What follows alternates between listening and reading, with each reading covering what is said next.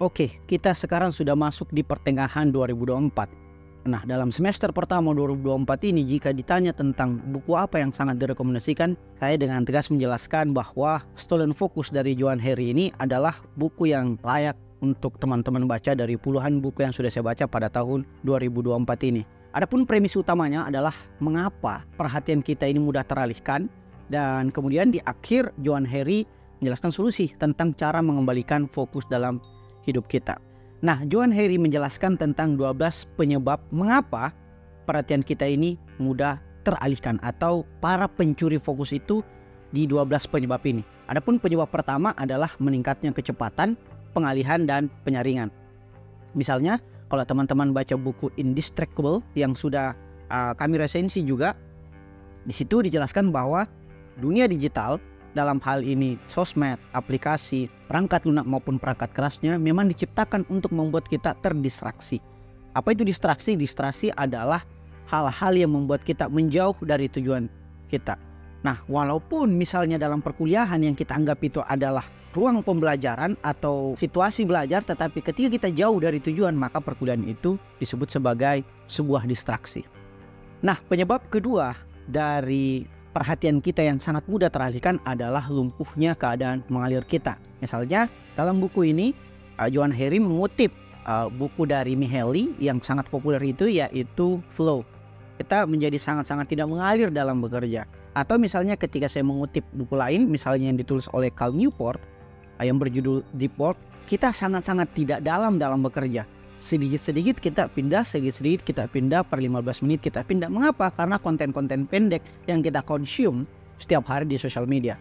Konten 30 detik, 15 detik membuat kita sangat-sangat tidak flow, tidak deep work dalam mengerjakan sesuatu. Sehingga otak kita terbiasa untuk mencerna sesuatu yang pendek, sesuatu yang ringkas. Nah, penyebab ketiga dari mengapa perhatian kita itu mudah teralihkan adalah munculnya kelelahan fisik dan mental. Nah, misalnya kalau teman-teman baca buku Sacred Rest, di situ dijelaskan tentang 7 jenis istirahat. Pernah nggak teman-teman misalnya udah tidur, merasa bahwa tidur adalah bagian dari istirahat, tetapi ketika bangun malah makin capek atau malah makin lelah atau bahkan sakit kepala? Karena ternyata tidur itu bukan satu-satunya jenis istirahat. Bisa saja kita membutuhkan istirahat yang lain. Apa saja istirahat itu? Istirahat fisik. Nah, misalnya kayak tidur tadi. Yang kedua adalah istirahat mental. Nah, mental kita juga perlu diistirahatkan dari overthinking, dari anxiety, dan sebagainya. Ada juga sensory rest atau peristirahan indera kita, mata kita, telinga kita. Jika kita misalnya sering di suasana yang bising, itu juga kita perlu istirahat. Dan mendengarkan headset itu bukan solusi karena kita tidak mengistirahatkan telinga kita, mata kita, hidung kita, dan sensor-sensor kita yang lain. Nah, kita juga perlu peristirahatan kreatif. Misalnya kalau kita burn out dalam dunia kerja, kita perlu nih sedikit-sedikit istirahat di dalam kreativitas kita. Kita juga perlu istirahat secara emosi. Misalnya kita sering diganggu misalnya oleh kerabat kita, keluarga kita, kita perlu istirahat secara emosional. Kita juga perlu istirahat secara sosial. Nongkrong-nongkrong, ngopi-ngopi, ya boleh, tetapi ketika kita terlalu banyak nongkrong dibandingkan me time, maka di saat itulah kita perlu istirahat secara sosial. Dan kita juga perlu istirahat secara spiritual.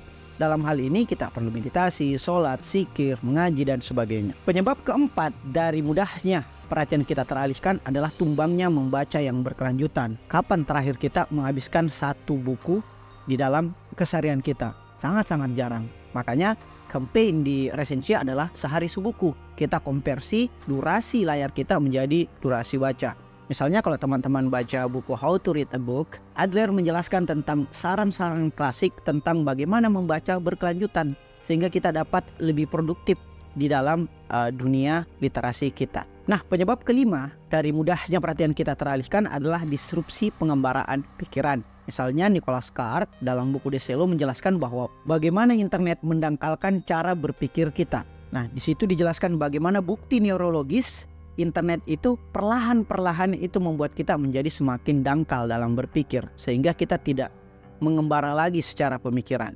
Penyebab yang keenam adalah munculnya teknologi yang dapat melacak dan memanipulasi Anda.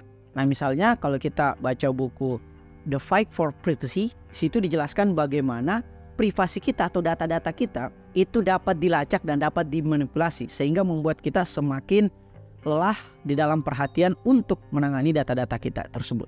Penyebab yang ketujuh adalah munculnya optimisme yang kejam, atau mengapa perubahan individu adalah awal yang penting tetapi tidak cukup. Nah, di sini Johan Hari mengkritik habis-habisan buku Nir Eyal yang berjudul Indestructible tadi, yang di awal kita rekomendasikan bahwa solusi bahwa kita harus berubah, individu harus kembali kepada jati dirinya masing-masing, itu memang hal yang penting tetapi tidak cukup, karena perubahan di dalam landscape digital itu tidak hanya menyerang individu tetapi menyerang sistem sosial kita. Misalnya kalau teman-teman menonton film di Netflix yang berjudul The Social Dilemma, Tristan Harris, mantan petinggi Google, menjelaskan bahwa di dalam platform digital itu jika Anda tidak membeli produknya, maka Anda adalah produknya itu sendiri. Bahwa perhatian kita adalah komoditas yang diperjualbelikan oleh platform digital. Penyebab kedelapan adalah lonjakan stres dan bagaimana hal itu memicu kewaspadaan kita. Nah, ada buku menarik dari Henry Manenpiring yang sudah sangat bestseller. Teman-teman sudah pasti tahu bahwa filosofi teras menjelaskan tentang dikotomi kendali, bahwa ada hal-hal yang dapat kita kendalikan seperti pikiran kita, perasaan kita, fakta-fakta tentang diri kita, dan ada pula sesuatu yang tidak bisa kita kendalikan, situasi politik, cuaca, hujan, kondisi perekonomian global dan sebagainya. Jangan mencoba untuk mengendalikan sesuatu yang di luar dari kendali diri kita agar kita tidak stres dan memicu kewaspadaan. Penyebab yang ke-9 adalah karena pola makan kita yang buruk. Misalnya kalau teman-teman membaca buku dari Michael Pollan yang berjudul Food Rules, di situ dijelaskan tentang bagaimana mengatur pola makan yang baik. Kita sudah sangat jarang memakan makanan dari pertanian lokal. Kita memakan makanan yang sangat-sangat super olahan yang kita beli di minimarket, yang mengandung banyak bahan kimia. Kita juga sudah sangat jauh dari makanan-makanan yang sehat dan bergizi, dan kemudian menggantinya dengan makanan-makanan yang instan dan cepat saji. Itu juga membuat perhatian kita itu mudah teralihkan. Penyebab ke-10 adalah karena meningkatnya polusi. Misalnya dalam buku Bumi yang Tak Dapat Dihuni, David Wallace diresensi juga di Resensi Institute. Silakan teman-teman flashback ke konten resensi sebelumnya, menjelaskan bahwa polusi sekarang ini sudah sangat-sangat akut sehingga bumi tidak akan dapat kita tinggali sebagaimana kita tinggali saat ini. Di dalam buku itu juga dijelaskan bahwa pada 2050 Jakarta akan tenggelam. Penyebab ke-11 mengapa perhatian kita mudah teralihkan adalah karena meningkatnya ADHD dan bagaimana kita menanggapinya.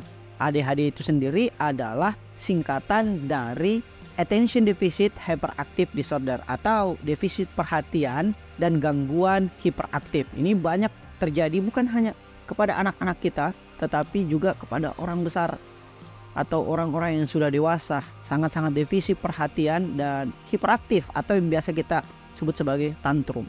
Nah, adapun penyebab terakhir atau penyebab ke-12 dari mudahnya perhatian kita itu teralihkan adalah pengungkungan anak-anak kita baik secara fisik maupun secara psikologis. Misalnya Jonathan Haidt dalam buku The Anxious Generation atau Generasi Cemas menjelaskan tentang bagaimana anak-anak kita itu sangat-sangat lekat dengan perangkat digital sehingga dia terkungkung baik secara fisik maupun psikologis. Jarang sekali lah kita lihat anak-anak bermain di taman atau bermain di belakang rumah.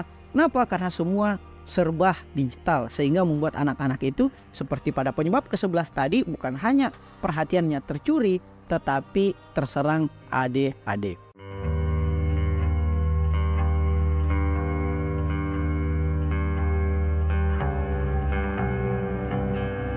Nah, adapun solusi dalam merebut kembali perhatian, setidak-tidaknya ada 6. Yang pertama, kita harus beralih pekerjaan terlalu sering. Kita harus flow, deep work dalam melakukan pekerjaan.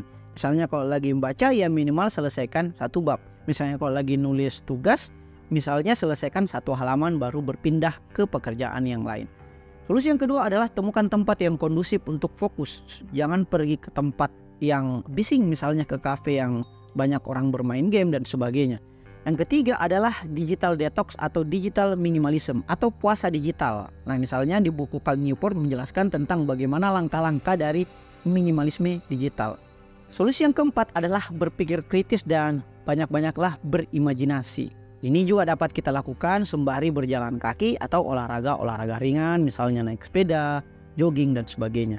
Solusi yang kelima adalah tidur dan makan yang sehat. Dan solusi yang terakhir adalah bersosialisasi, khususnya dengan kerabat keluarga terdekat kita. Nah, semoga kita dapat mengambil kembali perhatian kita yang tercuri. Terima kasih. Wassalamualaikum warahmatullahi wabarakatuh.